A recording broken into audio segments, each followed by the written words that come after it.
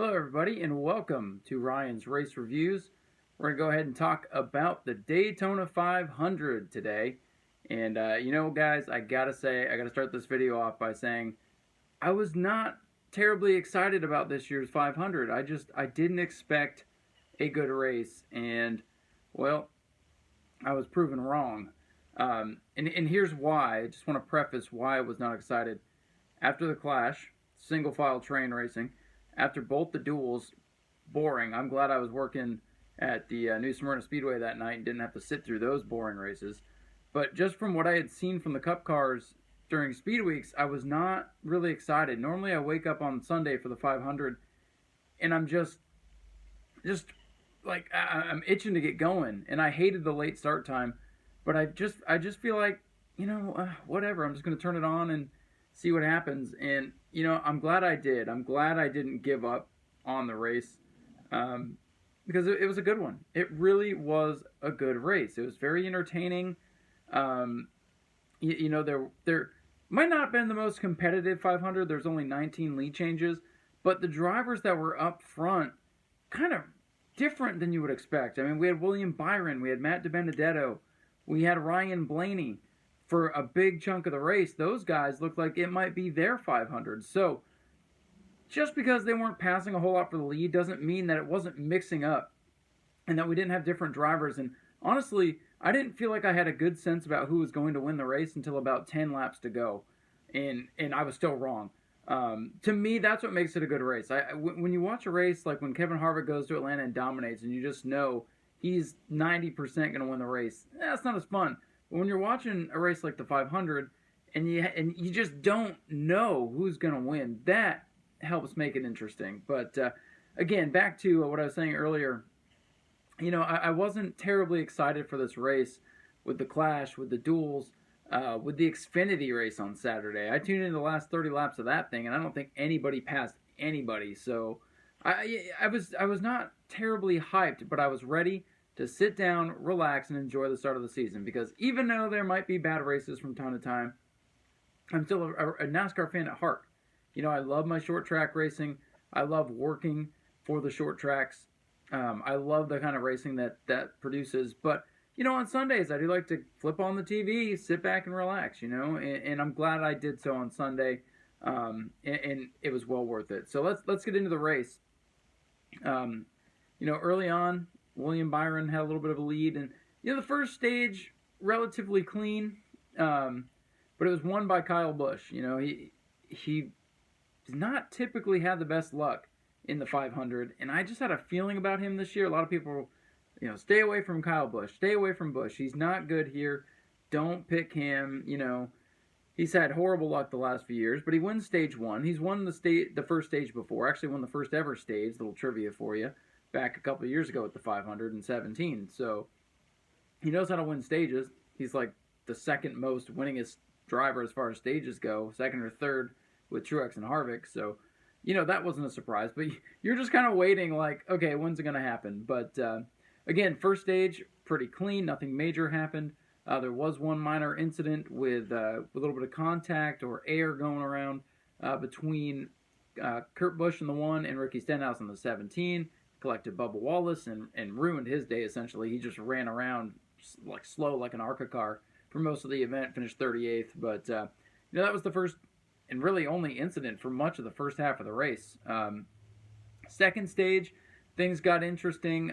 You had a group of 7 or so cars that stayed out that had caught all the other cars that pitted, and that lead group of cars was ready to lap everybody. DiBenedetto was leading, and then the most bizarre incident of the first part of the race, the first 2 stages anyways, coming onto pit road, Cody Ware spun out, took out Tyler Reddick in the 31, whose car ramped over the back end of Jimmy Johnson's. It was the first time I've ever seen a car like get airborne after launching off the back of a car coming to pit road. Collected Stenhouse and a couple other guys there, which set up the shootout that mixed up the end of stage number 2, which Ryan Blaney ended up winning. So that kind of helped mix it up. You could say that was the part of the race where there was a long green run. There's only 7 or so cars up in the front pack. But here's what I liked about the stages in this race. it put everybody on varying strategies. So yeah, you didn't have the big pack of like 30 cars running 2 and 3 wide for much of the first two stages, but you did have the strategy.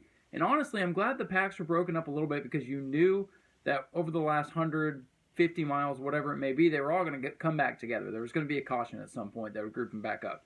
And I'm just glad that we didn't necessarily have those big packs of cars, because I hate seeing the big one early because it makes the rest of the race not as exciting. So with the stages and the various strategies going on, you had comers and goers. You were mixing it up. You didn't really know how things were going to finish out. So at the end of stage 2, Ryan Blaney is able to get the lead, and he ends up winning that second stage. So you had Kyle Busch stage 1, Ryan Blaney stage 2.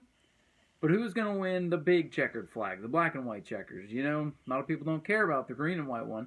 So who's going to take home the checkered flag? Well, I got to say, at third stage, you know, it's very interesting. William Byron led for much of it. De Benedetto was looking good, and you thought, well, maybe again we're going to see an underdog win the 500.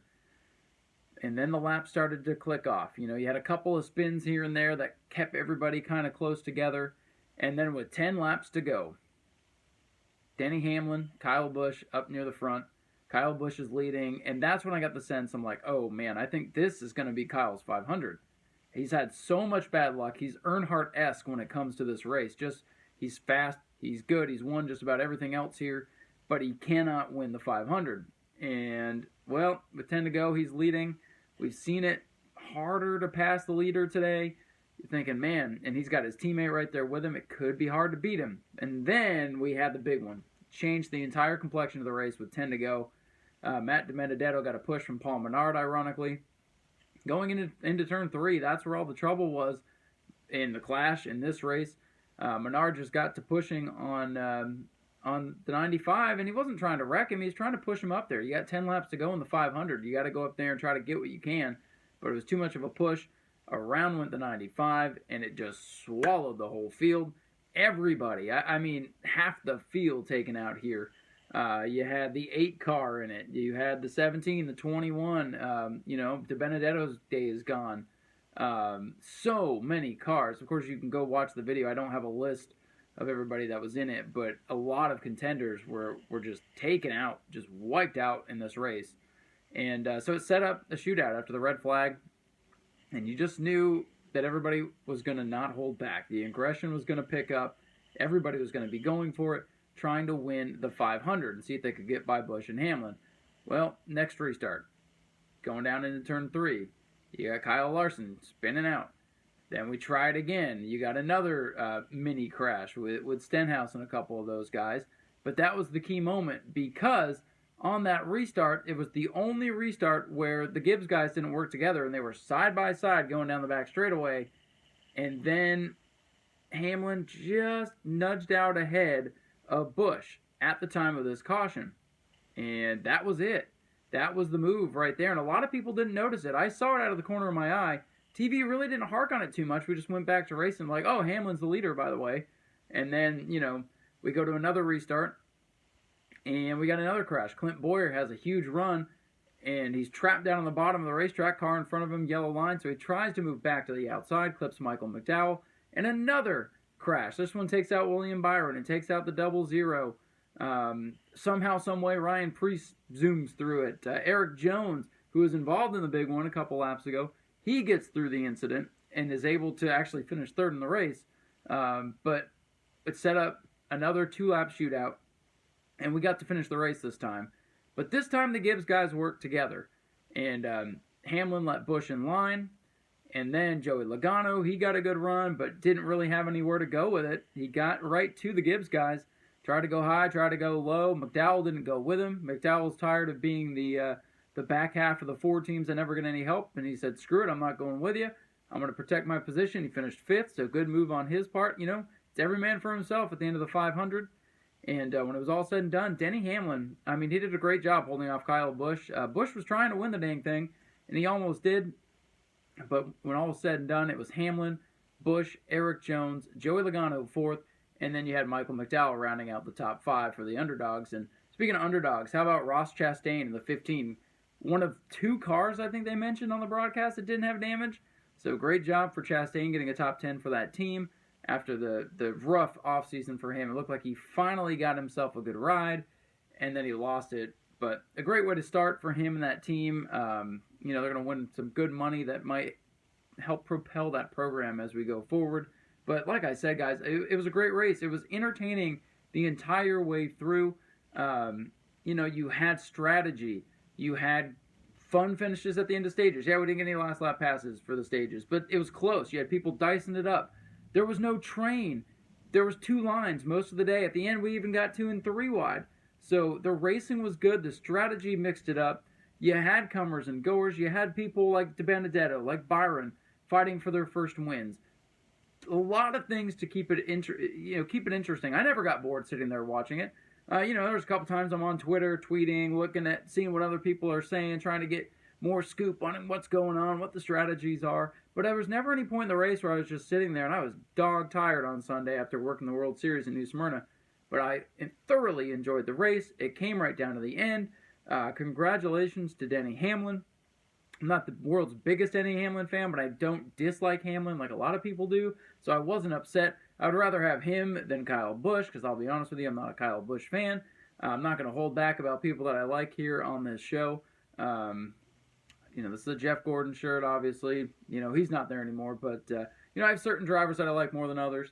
So, anyways, happy for Hamlin, happy for the Gibbs family after the passing of JD. It's just very special to see the 11 car and Gibbs go 1, 2, 3. We haven't seen that since Hendrick in 1997 when it was Gordon, Labonte, Craven. So, all in all, the stories were great. The race was great. It had stuff for everybody. You had good racing, strategy. You had the big wrecks. You had the green-white checkers. It came right down to the end.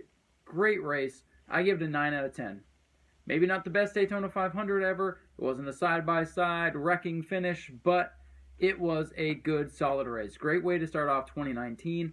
I cannot wait to see what the rest of the season has in store for us. I'm looking forward to the new rules package at Atlanta. I'm optimistic, cautiously optimistic, that we're going to get closer racing. Maybe that doesn't translate to better racing, but we have yet to see what this really has to offer. So I'm very interested to get to Atlanta. Worn-out racetrack. Will the package allow for multiple lines? Will it be drafting? Will it be terrible? I don't know. You'll have to tune in next week to find out. But a great way to start the season. Great race. Sorry this video is a little bit late. You know, getting caught back up with work and everything after working Speed Weeks at New Smyrna. I'm just now getting to this video.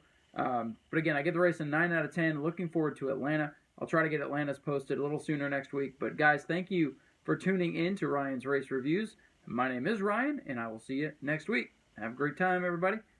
See you at the races.